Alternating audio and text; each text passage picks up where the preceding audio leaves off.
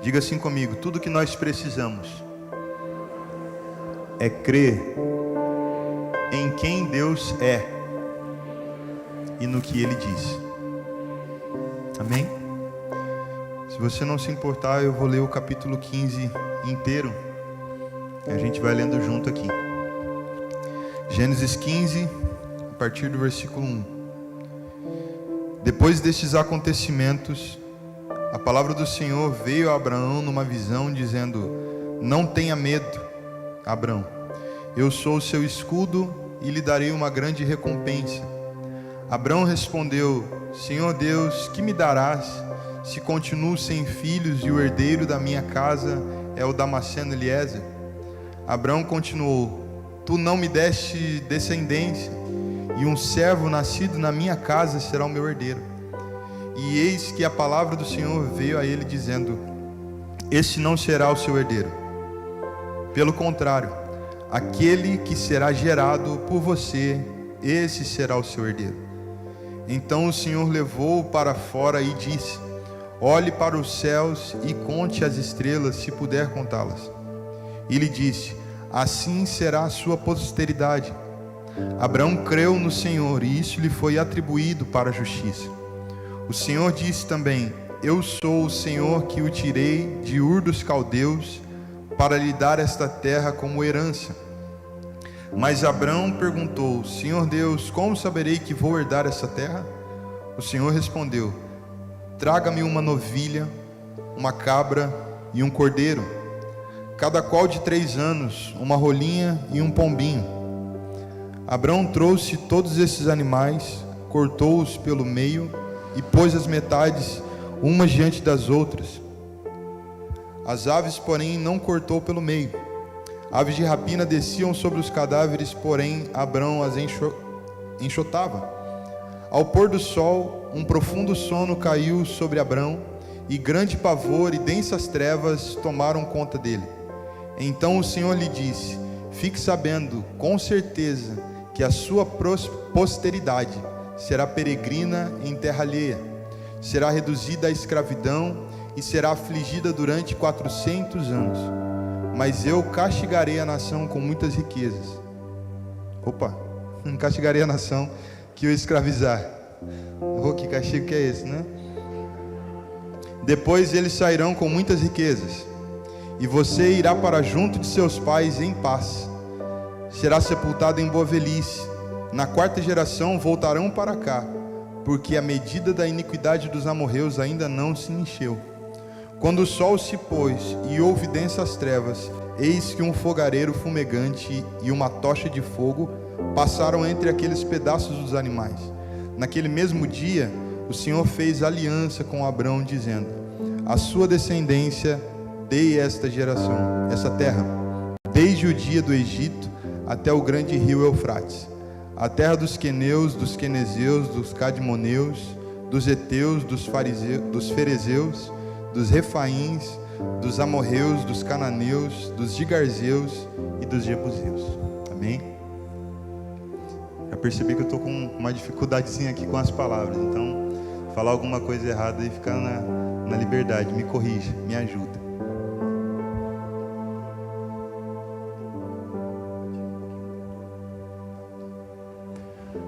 Queridos, nós lemos o capítulo todo e é muito fácil de notar uma coisa: Deus fez amizade com Abraão. Deus chamou Abraão para uma grande missão, uma missão que tinha a ver com o seu povo, com o destino de todos os povos, na verdade. Nós vamos ver todas as vezes que Deus fala com Abraão, e em algumas delas Deus fala sobre um pai de muitos filhos, de uma grande descendência. Tem momentos que ele já fala: tu será uma bênção e você será pai de muitas nações, né? Principalmente quando o nome dele é trocado para Abraão, fala disso, de um pai de muitas nações. E em ti todas as nações serão benditas, serão abençoadas. Queridos, nós olhamos para este texto, olhamos para essa missão e nos perguntamos: quem era Abraão, né? Que homem era esse? E nós vamos percebendo que Abraão, ele foi um homem comum, como eu e você. Um homem que teve um relacionamento com Deus mais profundo do que a gente, porque naqueles dias não tinha as escrituras, né? Então Deus de fato se manifestava aos homens, os homens se relacionavam com Deus de perto. Alguns viam algo que representava de fato Deus ali diante dos seus olhos naturais.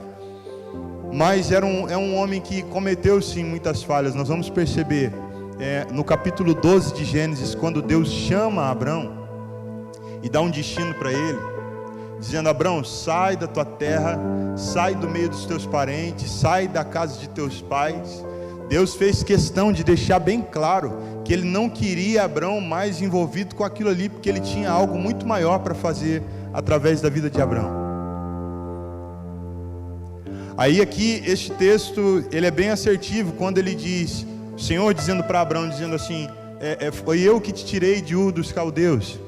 Que quando a gente lê a passagem aqui no Gênesis, dá-se a impressão de que foi o pai de Abrão que levou ele de Ur dos Caldeus, e que eles pararam em Harã, e que em Harã o Senhor o chamou. Mas quando a gente pega a versão de Atos capítulo 7, quando Estevão começa a dar ali um discurso, e ele vem desde o princípio falando de todas as coisas, ele passa por Abrão, dizendo que Deus o chamou de Ur dos Caldeus. Ou seja, isso quer dizer que Deus já tinha falado com Abrão em Ur dos Caldeus, e ele veio com o pai dele, veio com um pessoal da família. Aqui fica bem claro que Abrão levou Ló junto com ele. E a ordem de Deus era: sai desse lugar, sai dessa cultura, sai do meio deste povo. Por mais sério que foi isso que o próprio Deus falou com ele, ele ainda não cumpriu na totalidade daquilo que Deus estava falando. Dá para se identificar ou não? Quantas coisas de repente o Senhor pede para a gente fazer e a gente faz até uma parte. A gente faz de maneira parcial aquilo que Deus está pedindo. E o que é maravilhoso? Deus continuou insistindo em Abraão, como Ele também continua insistindo na gente. Continua falando ao nosso coração, continua falando, sabe, de outras maneiras. Eu vivi um tempo muito precioso com Deus. Eu acredito que por volta ali dos 16, 17 anos, eu lembro que eu estava trabalhando e Deus tinha falado algumas coisas comigo, e aí eu falei assim, não, agora eu vou acertar o caminho. Então se Deus está me falando isso aqui, eu sei por onde que eu devo ir. E aí passou um pouquinho, eu tinha esquecido já daquilo que Deus tinha falado comigo, e eu lembro que numa outra situação, eu estava com uma caneta e um caderno na mão, escrevendo alguma coisa, e Deus tinha falado alguma coisa, que eu olhei para aquele caderno e a caneta, e aquilo ali me trouxe praticamente o que Deus queria falar comigo, que era a mesma coisa, porém de um jeito diferente. E é praticamente isso que a gente faz em todo culto. A gente fala da mesma coisa de um jeito diferente.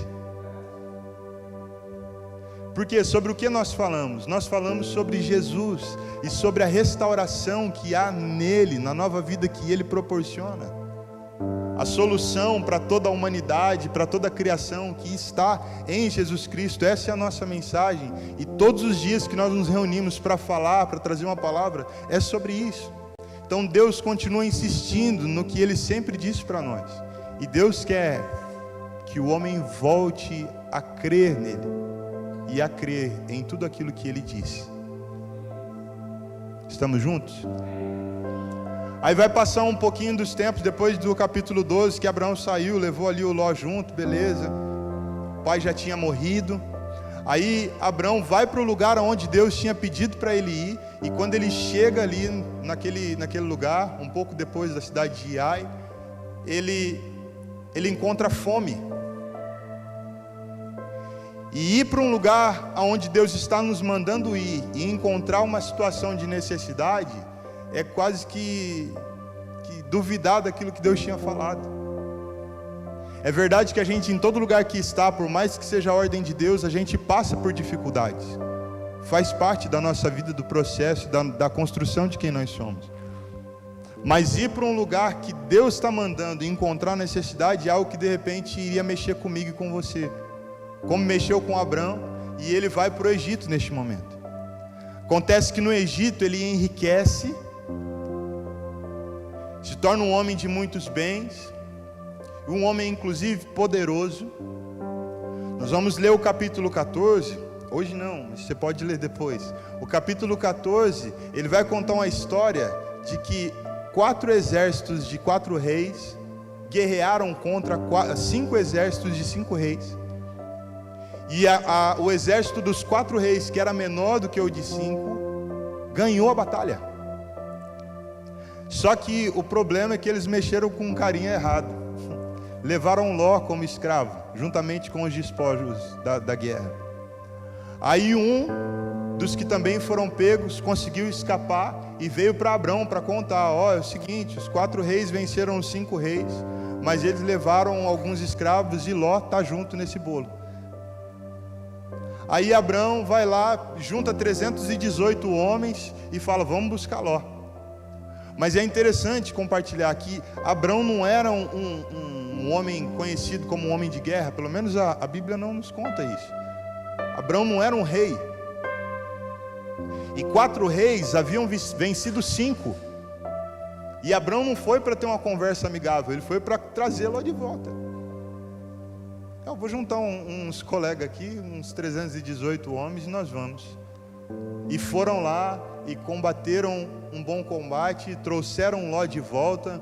E os 4 reis, na hora que eles foram, na hora que terminou a batalha, eles viraram para Abrão e falaram: o que você quiser, você pode levar. Abrão vira para eles e fala assim: não quero nada de vocês, de maneira alguma. Vocês algum dia vão dizer: fomos nós que enriquecemos Abrão, porque ele ganhou de nós a batalha e levou os nossos despojos. De maneira nenhuma, vocês não vão falar isso de mim. Abrão de fato sabia quem é que provia para ele todas as coisas, quem é que o abençoava. Em todo lugar que ele passava, ele levantava um altar de adoração ao Senhor, e era o Senhor quem o conduzia. E queridos, só um milagre para 318 homens vencer 4 exércitos de pessoas que guerreavam. Abraão sai desse lugar do capítulo 14, não leva nada dos despojos. Ele até vira ainda o pessoal e fala: se os meninos quiserem comer mais alguma coisa, pode conceder a eles, ou o que eles precisarem eles vão levar, mas eu de mim mesmo não quero nada. Ele sai desse ambiente, está lá na tenda dele, e Deus começa a falar com Abrão: ei Abrão, você é abençoado, e eu vou te abençoar mais ainda, vou te dar uma descendência numerosa. E quando Deus diz para Abrão que ele daria uma descendência numerosa, aqui no capítulo 15, Abrão começa a discutir com Deus, dizendo assim: o senhor não tem jeito de o senhor fazer isso. Até brinquei hoje de manhã: o senhor não tem nem balde para pegar essa água. Como é que o senhor vai fazer? Sabe por quê? Porque o único que pode ser esse que vai ter muitas descendências é o meu herdeiro, meu servo Eliezer. É ele, através dele, que o Senhor vai fazer isso. E eu acredito que Sara teve essa mesma sacada, né? Não, eu vou me relacionar com a minha escrava, com a minha serva, e vai, de repente, é a partir dela que Deus quer fazer a sua promessa. E Deus, nesse capítulo 15, não ficou irado, pelo menos aqui não aparenta que Deus ficou irado com Abrão, quando ele se virou para Deus e disse isso. Como que o Senhor vai fazer? Mas Deus, de uma maneira bem didática, ele disse: Abrão, não vai ser outra pessoa, não vai ser o seu herdeiro que vai viver essa promessa que eu estou dizendo, vai ser você mesmo. Eu vou fazer isso através da sua posteridade, sua descendência. E Abraão, nessa confusão toda, falando com Deus de dentro da tenda, Deus vira para Abraão e fala assim: sai da tenda e olha para os céus, contempla as estrelas, se é que pode contá-las, assim será a sua descendência. E eu acho isso incrível demais, que essa palavra, figuradamente, ela traz para mim um ensino. É como se Abraão estivesse falando com Deus debaixo dos seus limites. Abraão dentro da tenda, debaixo da sua casinha, é Abraão pensando com as suas maneiras, com as suas próprias formas, como é que Deus pode fazer alguma coisa, Como é que Deus pode deixar? Eu estou vendo, eu não a minha esposa na verdade não pode, mas ele nem falou da esposa, ele assumiu. Nós como um casal, nós não podemos ter filhos. E Deus está falando que nós vamos ter muitos filhos. E Abraão ficou aqui fechado nessa casinha. Sua descendência será abençoada. Ele olhando para si, olhando para os seus meios. E hoje que nós temos as escrituras seladas, nós podemos ver Paulo falando sobre isso com muito mais autoridade. Nós começamos a compreender o quanto Deus não estava falando simplesmente de Abrão, mas que essa descendência que seria abençoada, é porque o descendente de Abraão viria para abençoar todos os povos, todos aqueles que nele crescem. Era Jesus, o descendente de Abraão, que abençoaria todas as nações, mas Abraão estava pensando dentro da sua casa. Não tem como acontecer isso porque... Aí Deus fala assim: Abraão, sai para fora. Deixa eu direcionar essa palavra assim para você. Sabe, se nós queremos manter os nossos olhos na eternidade, queridos, a gente não vai mais poder ficar vivendo debaixo do nosso tetinho, da nossa limitação, da nossa maneira de pensar como é que Deus pode fazer as coisas. Nós precisamos aceitar esse convite que Deus fez para Abraão: sai da tenda, olha para os céus e conte as estrelas. Eu recebo esse texto ainda mais ilustrado, dizendo: Abraão, você quer saber como que eu vou fazer? Isso que eu disse que eu vou fazer? Então conta as estrelas. Se você conseguir contar as estrelas, eu te conto como é que eu faço.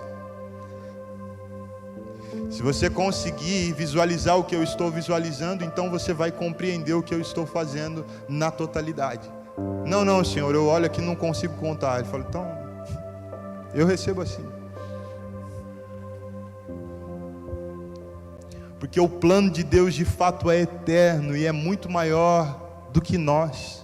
É muito maior do que aquilo que a gente possa imaginar. Sendo assim, queridos, nós precisamos voltar a crer em Deus e no que Ele disse.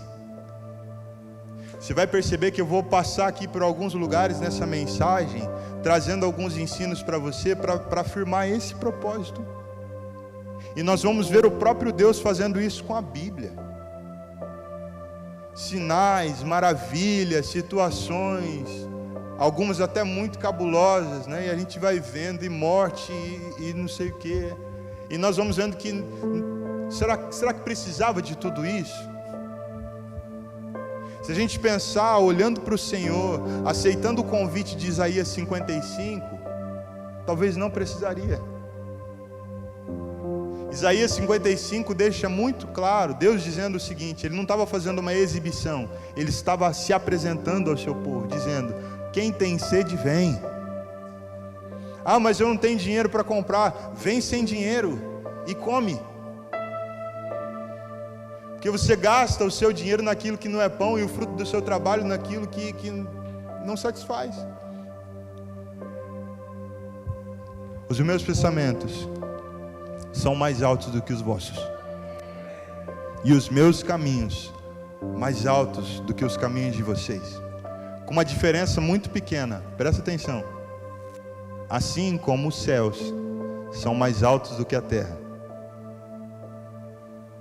assim são os meus pensamentos mais altos do que os seus.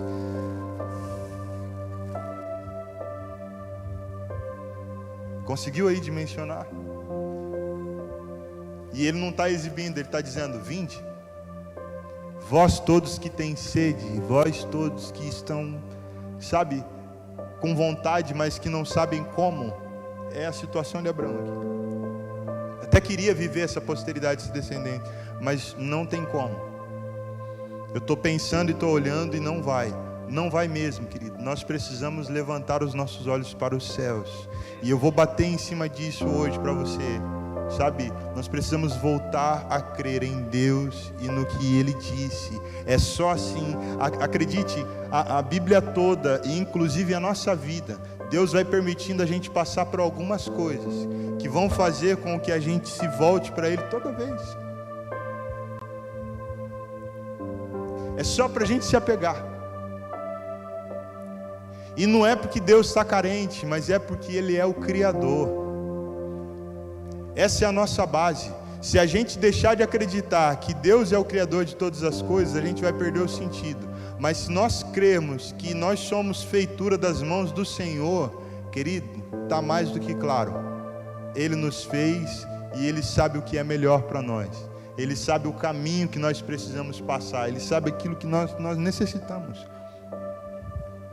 Quantos aqui creem que Deus é o Criador dos céus e da terra? Quantos aqui creem que só estão vivos porque o Senhor está dando essa possibilidade para você?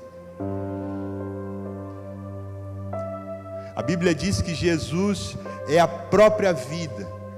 Queridos, em Cristo não tem questionamento. Como é que Deus vai fazer? Nada é impossível para Deus. Ele pode realizar todas as coisas, principalmente, ou de repente, intencionalmente, propositalmente, aquilo que Ele escreveu, seu plano. Amém?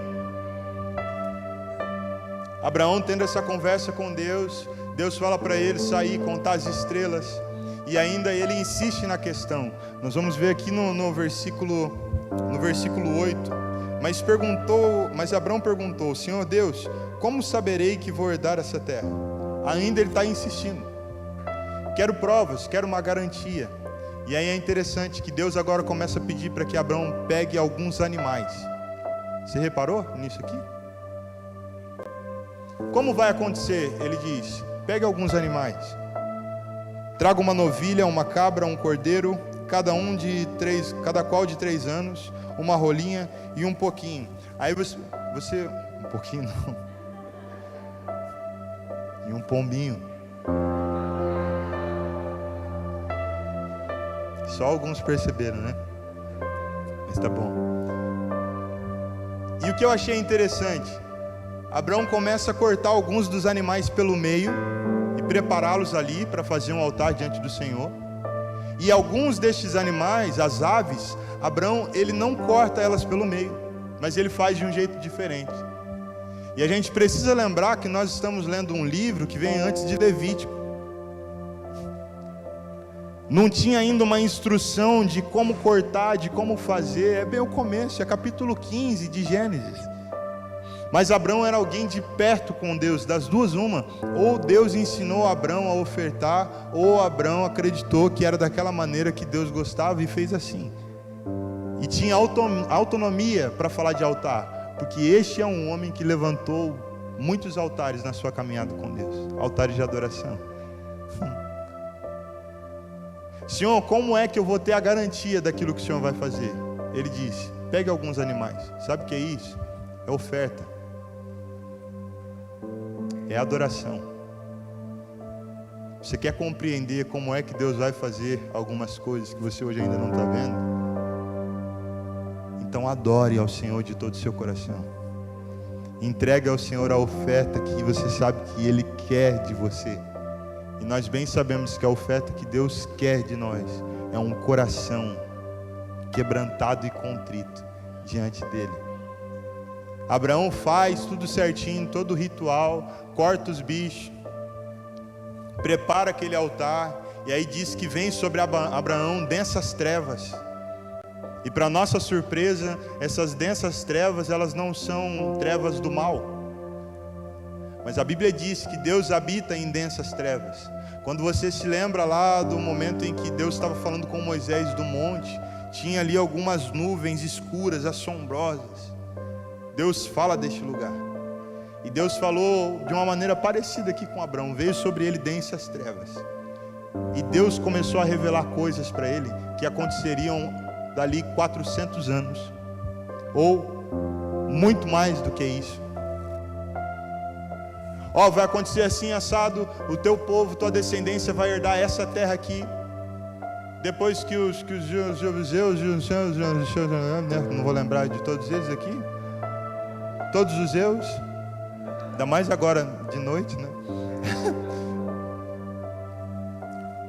Depois que esse povo excedeu o limite, porque aqui então nós aprendemos que existe um limite de corrupção e de pecado, que quando esse limite excede, Deus entra com providência, Ele faz algo. É praticamente o que aconteceu em Gênesis 6, quando Deus pediu para que Noé construísse uma arca. O que estava acontecendo? A corrupção e o pecado ultrapassou o limite. Quando ultrapassou o limite, as águas cobriram toda a terra. E Deus disse que não vai mais fazer dessa maneira, mas o princípio ainda continua. Quando o pecado, a corrupção atingir o seu limite ou transbordar esse limite, o Senhor entra com providência. E é o que está acontecendo nesses dias. Lembra da parábola do joio e do trigo? Está crescendo no meio do trigo o joio. Senhor, quer que a gente tire? Não, deixa crescer junto. Hora que chegar o momento da colheita, a gente separa. Está crescendo um monte de coisa boa, está crescendo, mas está crescendo um monte de coisa ruim também. E na verdade a gente tem uma tendência a olhar muito mais as coisas ruins que estão crescendo do que as boas. Mas deixa eu dizer para você, está crescendo as duas. E tem um povo crente aqui.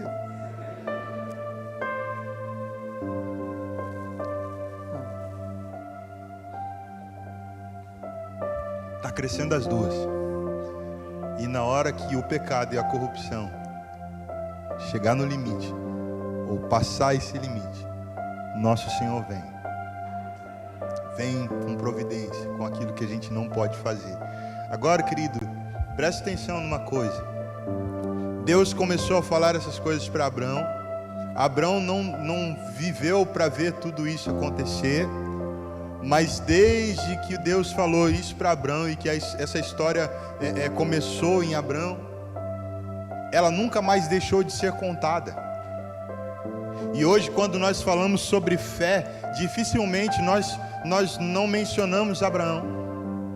Por quê? Porque leva consigo esse título de pai da fé. E por toda a eternidade, ou melhor, por todo o tempo em que existir ser humano nessa terra, o nome de Abraão vai ser lembrado como o pai da fé. E por quê? É porque ele levou o filho Isaac lá quando Deus pediu? É porque ele cortou os animais certinho do jeito que Deus queria? Queridos, uma coisa eu sei: Abraão creu no que Deus disse para ele. Abraão creu em Deus de todo o seu coração. Cometeu falhas? Sim, nós falamos dessas falhas aqui. Nós vamos ler, ou melhor, você vai ler depois na sua casa, quando Abraão vai ter com o rei Abimeleque, ele tem medo de dizer que Sara era sua esposa. Tinha medo porque ela era muito bonita e os homens poderiam querer matar Abraão para ficar com a sua esposa. Você lembra disso? Não, vamos falar que você é minha irmã. Abraão tinha uma promessa sobre a vida dele, não precisava disso. E a Bíblia não diz isso que eu estou dizendo. Eu estou expressando para você, só para você compreender o quanto isso também é humano. Tinha medo da vida dele ser tragada por causa de Sara. Como a gente muitas vezes tem medo de algumas coisas acontecerem conosco. A gente trabalha e nós vamos pensando em muitas coisas para ter uma vida mais confortável, para ter uma vida mais protegida. Não, vamos parar com isso aqui, vamos parar com refrigerante, vamos parar com a Coca-Cola. Ei, não tem. Não está tão crente assim um pouco. Vamos parar com a Coca-Cola, vamos parar com isso, com aquilo. Por quê? Porque isso aí pode matar a gente. Então a gente começa a cercar de vários cuidados. E por quê? Para viver mais, ou pelo menos para ter mais qualidade de vida. E a gente vai tendo esses medos, e dependendo da experiência de cada um com cada situação, seja com alimento ou com qualquer outra prática, já muda na hora, porque tem medo, como Abraão tinha medo. E eu não estou querendo dizer que você é Abraão ou que eu sou.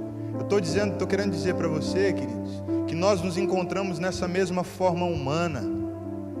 E Abraão carregou esse título de pai da fé, não é por uma coisa incrível que ele fez, ou não foi porque ele foi o único que levou o seu filho lá para ser sacrificado e Deus preparou o cordeiro, mas foi porque ele foi um homem que andou segundo aquilo que ele ouvia de Deus, um homem que creu na voz que vinha do alto sobre a vida dele. E não somente ele creu, mas ele ensinou Isaac a crer. Tanto que Isaac, a primeira coisa que fez quando começou a assumir algum poder, foi lá restaurar os poços que os inimigos de Abraão tinham entulhado. Não, se meu pai abriu esses poços aqui, é porque de fato eles precisam voltar a ser abertos, eles produzem vida. E se ele abriu esses poços, é porque Deus mostrou para ele onde tinha lugar certo para ele abrir o poço. Então vamos abrir os poços que os inimigos fecharam do meu pai. Aí vai passando toda a caminhada e nós vamos vendo Jacó vivendo a mesma experiência. Ainda Jacó ganhou uma expressão muito mais forte. O povo levou o nome de Jacó, o nome de Israel. E todas as vezes que se menciona essa família tão importante da Bíblia, se menciona o Deus de Abraão, de Isaac e de Jacó. Eles são conhecidos assim, a fama deles foi dada assim. Por quê? Porque criam em Deus e criam no que o Senhor falou. Querido, deixa eu dizer algo para você. Deus faz muitas coisas na nossa vida, mas o objetivo é um só: nos ensinar a crer nele. Não há como a gente construir um legado de honra, um legado que perdure, se não for fundamentado naquilo que nós ouvimos de Deus. A nossa cabeça, ela está limitada à nossa tendinha. Nós precisamos levantar os olhos e olhar para o céu. Quantos aqui têm o desejo de construir um legado de honra? Quantos? Amém. A maior parte de nós aqui. Quantos aqui desejam construir um legado? Sabe que gerações após gerações, se Jesus não voltar antes disso, continue falando, não somente do seu nome, mas falando da experiência de fé e o quanto foi fundamento para algumas decisões nas vidas deles. Quantos desejam, sabe, deixar princípios? Não tem como essas coisas permanecerem se não for fundamentado naquilo que Deus falou aos nossos corações. Sabe por quê? Porque a nossa carne, nossa fala, nossa performance, ela acaba. Mas o nosso Deus é um Deus eterno. Consequência, tudo aquilo que, por nós sermos passageiros, por consequência, tudo que nós fazemos também é passageiro. Por Deus ser eterno, tudo aquilo que Ele faz, irmão, permanece. E permanece principalmente porque Ele permanece sustentando todas essas coisas. Deus não é apenas o Criador, mas Ele também é o sustentador de tudo que Ele cria. Você crê nisso? Deus fala com Abraão e começa a mostrar todas essas coisas para ele. Coisas que aconteceriam lá na frente. Com certeza, eu acredito que Abraão nem compreendeu tudo isso aqui. Pelo menos para mim foi muito grande, muita informação. E outra coisa, de repente compreendeu, mas só quem viu sabe de fato como foi tudo isso que aconteceu. Mas Deus tinha dito para ele. Deixa eu dizer para você uma coisa. Nós temos uma tendência muito natural a nos dias em que nós mais precisamos de Deus, a gente ouvir coisas de Deus e guardar no nosso coração e caminhar com aquela palavra. Quando se lembra de momentos que você fez isso? Puxa, estava meio apertado, Deus falou algo comigo, eu pus aquela palavra no meu coração e eu fui caminhando com essa palavra. Aí chega, ou melhor, passa algumas semanas e a gente começa a se esquecer da experiência que nós vivemos, da palavra que Deus nos entregou, e a gente começa a viver de novo de acordo com o nosso teto.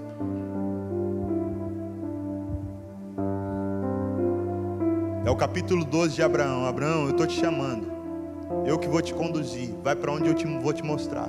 Aí Abraão sai, chega no lugar de fome, vai para o Egito, vive um monte de coisa, enriquece, daqui a pouco está questionando Deus de novo. E facilmente a gente entra nesse percurso. Hoje a gente está recebendo uma palavra do alto, daqui a pouquinho a gente esquece e a gente começa a questionar tudo. Aí algumas coisas a gente não questiona mais, porque existe um temor aqui dentro. Mais ou menos assim. Eu de verdade gostaria de perguntar a Deus por quê.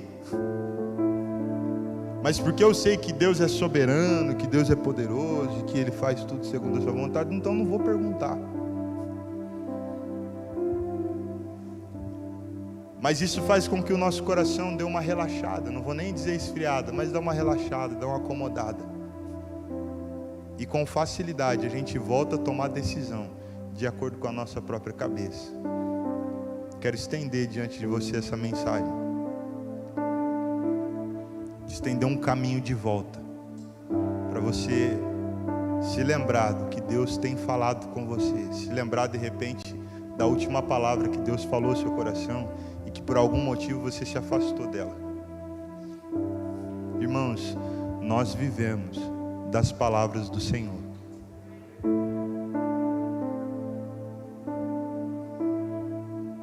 O senhor não está com fome, você não é o Filho de Deus,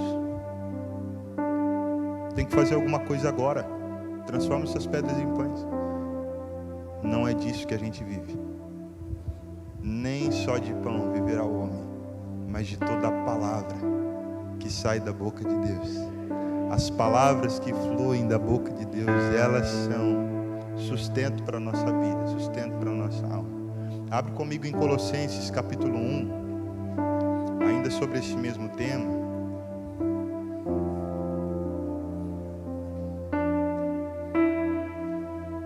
Vou ler aqui bem devagarinho para não tropeçar nas palavras. Colossenses 1, 26 e 27.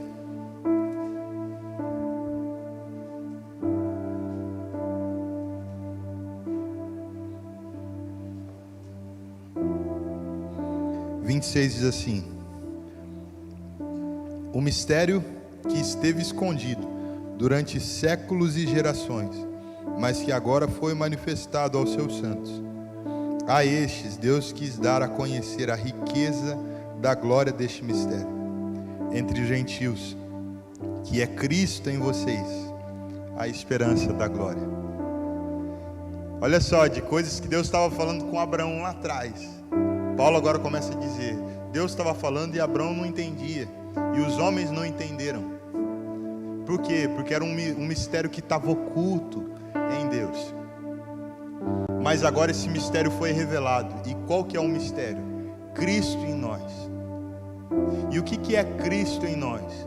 É ouvirmos ou prestarmos atenção em quem Cristo Jesus foi quando passou o escrito nos evangelhos.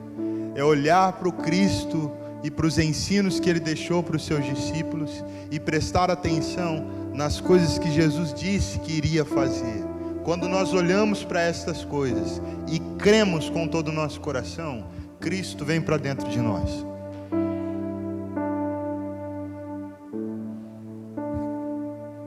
Momento em que Paulo e Silas foram presos, cantaram na prisão, houve terremoto, depois veio aquele guarda que ia se matar. Paulo falou: não faça isso, a gente não está correndo. Isso é maravilhoso demais, que muitas pessoas ali estavam presas por causa da grade, ou nem sei se era grade naquele dia, mas por causa daquilo que as prendia fisicamente. Mas Paulo e Silas, mesmo diante da prisão, estavam livres, porque estavam livres aqui e em sua mente, que estava presa aos ensinos de Jesus e por isso estava livre de tudo que estava à sua volta. Aí o homem fala: não, eu vou me matar porque eles vão chegar aqui, não vai ter preso nenhum. Paulo fala assim: não, nós vamos ficar, tá tranquilo. Dali a pouquinho a conversa se estende com aquele guarda: e o que eu faço para ser salvo? Como é que a gente faz para ser salvo? Crê no Senhor Jesus e será salvo tu e a tua casa. Percebe que não tem um outro empecilho, percebe que não tem outras coisas maiores. E a gente vai entender com isso que todas as coisas maiores que existem, elas existem para sinalizar e para levar a gente a crer em Jesus e a crer em Deus e naquilo que Ele diz. Eu abri uma janela de manhã e eu acredito que vai amarrar todo esse assunto. Quando nós vemos nos evangelhos a passagem que conta sobre os 4 homens que levaram aquele paralítico na casa onde Jesus estava. Lembra dessa história? Que entraram pelo teto. Quando o paralítico foi descido ali pelo teto, estou Estou fazendo assim porque eu estou imaginando, né? Tá nas cordinhas, né? Uma corda em cada ponto da cama e vai descendo. Aí desce diante de Jesus. Olha o trampo para um paralítico ser curado. Aí quando ele está diante de Jesus, Jesus vira para ele e diz o quê? Perdoado te são os teus pecados. A gente fala, puxa vida, o cara estava ali por causa da cura. Mas esse ainda nem foi o questionamento. Os fariseus, os escribas que estavam ali começaram a pensar, mas quem é que pode perdoar pecados senão Deus? E diz que eles não falaram nada, mas Jesus entrou no pensamento deles. Jesus teve uma percepção ali naquele momento do que eles estavam pensando. E aí Jesus vira para eles e fala assim, por que vocês estão pensando essas coisas? Imagina o susto, né? Por que vocês estão pensando isso? O que é mais fácil, dizer a esse paralítico, perdoado te são os teus pecados, ou levanta e anda? E aí se você olhar para isso, dizer perdoado te são os teus pecados, não é algo que a gente apalpa. Não dá para dizer assim, não, de fato Jesus falou, então foi perdoado os pecados dele agora. Não tem nem como a gente comprovar isso, a não ser num dia de juízo. Então dizer isso é muito mais fácil, perdoado te são os teus pecados. Mas o que é mais fácil? Jesus perguntando para eles, dizer perdoado são os teus pecados, ou levanta e anda? Agora, dizer levanta e anda, se aquele homem não levanta e anda, Jesus mostra que não tem poder, que não vem da parte de Deus para eles. Mas se levantasse e andasse, eles iam ter que crer, né? Pensa nisso, a gente entrando hoje num velório, colocando a mão e dizendo, em nome de Jesus, volta, não chegou seu tempo. Irmãos, quem é família pode ter ateu, pode ter o que for, ideologia, não sei das coisas, pode ser das duas uma, ou não vai sobrar ninguém naquela sala, ou vai haver um avivamento naquele lugar. A resposta de Jesus para aqueles fariseus é a seguinte, olha, para que vocês creiam que o Filho do Homem veio para perdoar pecado, então agora, levante e ande. Perceba isso. Eu vou fazer o sinal. Não é para mostrar que eu tenho poder, mas é para que vocês creiam. E Jesus vai fazendo muitas coisas para que nós possamos crer. Queridos, uma vida de sinal em sinal, ela não é sustentável. Eu dei um exemplo aqui de manhã que não pode dar agora à noite, que está filmando e tem menores de 18 anos. Então quem não veio de manhã perdeu. Mas trouxe um sentido, deixou todo mundo desarregalado, foi legal pra caramba. Mas viver de sinal em sinal não é sustentável. Viver de viagem em viagem não é sustentável. Viver de coisa boa em coisa boa não sustenta. Uma coisa que eu disse de manhã e que eu posso dizer agora, e eu vou falar isso por muitas vezes, que eu fico espantado quando eu vejo pessoas de fama, pessoas que têm dinheiro, que têm beleza, e destruindo as suas próprias famílias. Por quê? Porque não é isso que sustenta. Só isso perde o sentido, só milagre perde o sentido, só coisa boa perde o sentido. E não é porque a gente precisa também de coisa ruim. O que eu estou dizendo é que a família, ela é posta sobre um fundamento. E o fundamento da família é o Senhor. O fundamento da nossa vida é o Senhor. O fundamento da igreja é Cristo. O que fundamenta a nossa adoração, aquilo que nós fazemos, o cantar aqui para Jesus, não é só a música, mas o que fundamenta é um coração que está rendido ao Senhor. O que fundamenta e sustenta um pregador não é somente o conhecimento teológico, mas é o quanto o coração dele é de Jesus, crê em Jesus e crê no que Jesus disse. Para que vocês creiam que o Filho do Homem tem autoridade, eu faço o sinal. Sei lá quantos sinais Deus vai precisar fazer ainda na nossa vida, para a gente voltar a crer. Quero que você nessa noite traga à sua memória coisas que Deus já falou com você, missões que Deus já de repente te entregou, sonhos, de repente até mesmo pessoas que Deus falou assim para você: ó, ora por essa pessoa para que ela seja salva. E com certeza caiu no nosso esquecimento e a gente passou batido, e a gente não ora mais. Nós precisamos voltar a crer em Deus e no que Ele diz. Nós vamos ter um momento de oração nesta hora. Pode se colocar de pé.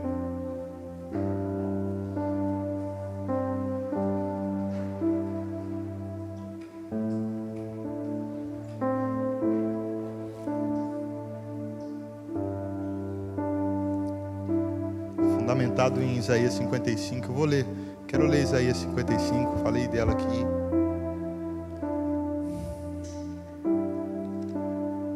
Não precisa abrir, mas eu vou ler aqui. Eleve seu pensamento ao Senhor, ao Espírito Santo, e se prepare, querido, para tomar uma perspectiva que venha da verdade, da palavra do Senhor Deus, que diz assim: a todos vocês que têm sede, venham às águas, e vocês que não têm dinheiro, venham, comprem e comam. Sim, venham e comprem, sem dinheiro e sem preço, vinho e leite, porque vocês gastam o dinheiro naquilo que não é pão, e o suor naquilo que não satisfaz. Ouçam com atenção o que eu digo, comam o que é bom, e vocês irão saborear comidas deliciosas. Deem ouvidos e venham a mim, escutem e vocês viverão, porque farei uma aliança eterna com vocês, que consiste nas fiéis misericórdias prometidas a Davi.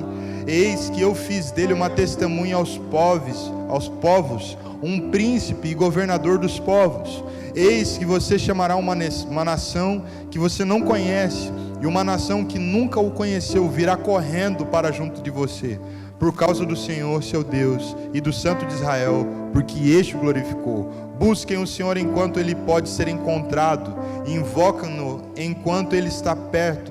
Que o ímpio abandone o seu caminho mal, e o homem mau os seus pensamentos. Converta-se ao Senhor, que se compadecerá dele. Ele está dizendo aqui, olha, que o ímpio que está vivendo no caminho mal, querido, ele vai ser encontrado.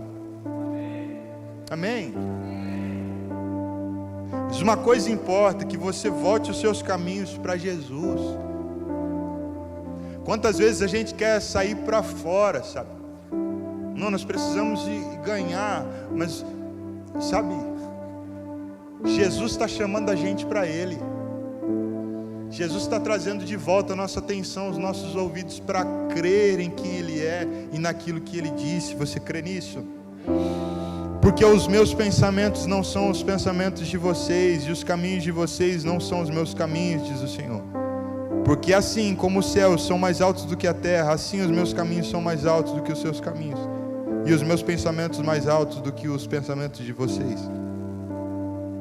Porque assim como a chuva e a neve descem dos céus e para lá não voltam, sem que primeiro reguem a terra e a fecundem, e a faça brotar para dar semente ao semeador e pão ao que come, assim será a palavra que sair da minha boca.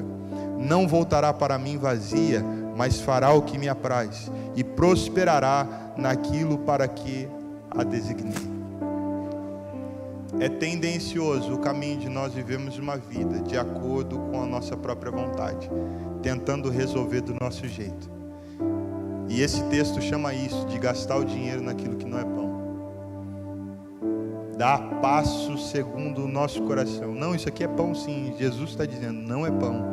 E você que está aqui me ouvindo, sabe o que faz tempo que o Espírito Santo está falando ao seu coração, que não é pão e você está gastando. Aí Ele está dizendo, venha a mim e coma comida boa, saborosa, você vai se deliciar. Os meus pensamentos são mais altos, caminhos são mais altos. E sabe o que mais? A minha palavra, ela é certeira. Pega isso no seu coração. Assim como a chuva que cai e não volta sem molhar a terra, assim é a palavra. Fecha os teus olhos. Você precisa sair daqui hoje mais crente em Deus e no que Ele diz. Esse é o objetivo dessa mensagem. Crê no Senhor Jesus e vai ser salvo tu e a tua casa. Lembra aí de coisas que Deus falou contigo e que de repente hoje por algum motivo já não fazem mais sentido. Meu irmão e minha irmã, se foi Deus que falou, vai acontecer. Porque Deus tem compromisso com aquilo que Ele fala. O nosso Deus é o Deus que faz o verbo se tornar carne.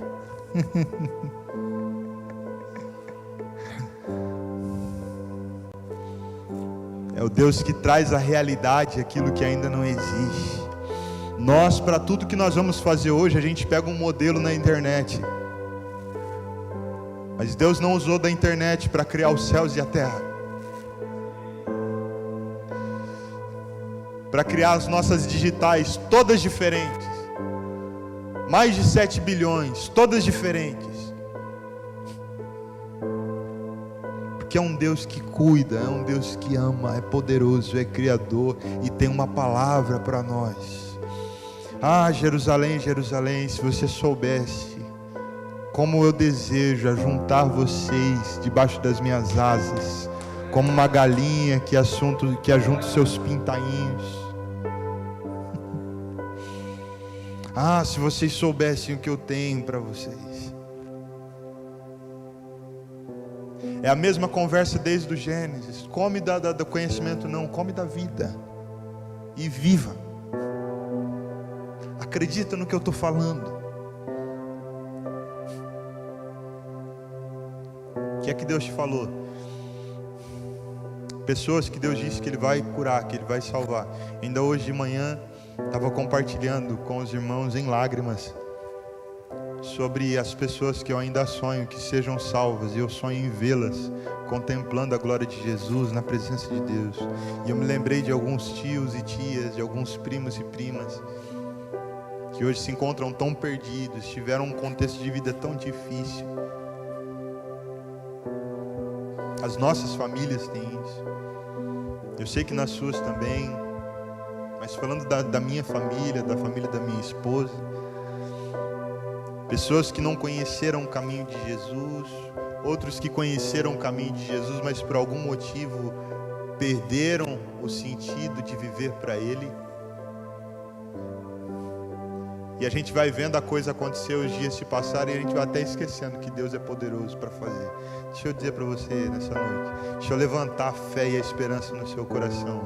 Deus continua sendo um Deus poderoso para fazer, para levantar, sabe, para trazer para um caminho de salvação. É Deus quem vai trazer salvação para a nossa família. É Deus quem vai trazer salvação para aqueles que nós temos orado. Se Deus tem colocado pessoas no nosso coração para a gente orar, não foi Deus que colocou não, foi eu simplesmente que lembrei. Querido, se deixar você não lembra de ninguém, você só lembra de você. Mas se Deus está colocando algumas pessoas no seu coração, se você está pensando em alguém, é porque o Espírito está soprando pessoas. Levanta elas em oração em nome de Jesus, para que a salvação alcance a vida delas. Sabe por quê? Porque pode ser Deus que está falando, é o Senhor que está direcionando. E se for Deus que está falando, querido, Ele quer fazer, e Ele não quer fazer sozinho. Ele está tentando te inserir no que Ele quer fazer, tentando te levar a orar por essas pessoas. Então eu queria te conduzir nesta hora em oração. Comece a orar, primeiramente por você, que de repente se afastou daquilo que o Senhor falou na sua vida. Eu volto a dizer, não é porque eu estou falando, não é porque você está na origem, é porque o Senhor falou.